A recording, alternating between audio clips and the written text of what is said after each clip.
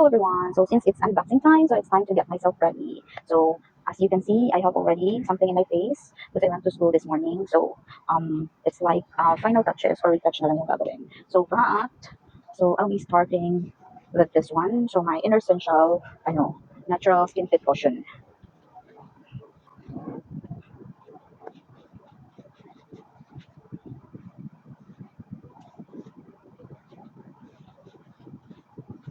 Tingnan ko ang ganda ng lapat niya. Oh, may malaki ang pimple dyan. Kita niyo pa ba?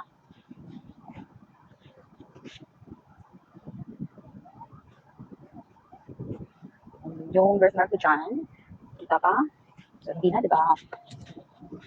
Okay, I'm done with this. And then afterwards, I'm gonna do my eyes with this one. So my favorite eyeshadows. I'll be choosing the light one.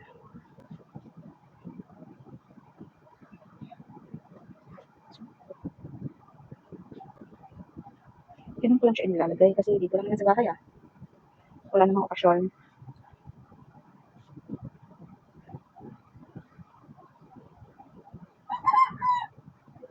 So, then. So now I'm done with my eyeshadow and now let's proceed to my eyelashes. Okay, and of course I'm gonna be using this, my another favorite mascara, and this is AMG mascara. So I'll just curl muna. So now let's put on the mascara. Okay. How do you like it?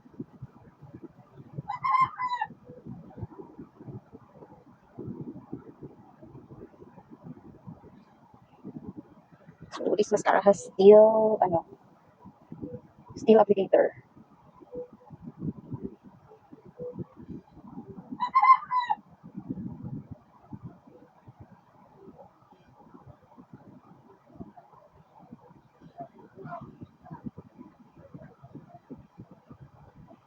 See, that's how my eyes looked.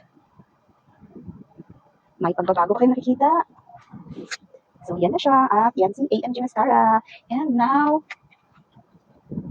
for my cheeks, I'll be using this Fruity Tint by Hati Cosmetics. So pwede kasi siya sa lips sa cheeks. So this is the only red in their variant. So eto, konti lang yung ilalagay ko kasi red siya. Oh, see? Nakita niyo yung difference? So ito yung meron, tsaka ito yung wala. So ngayon ay lalagyan na natin both sides.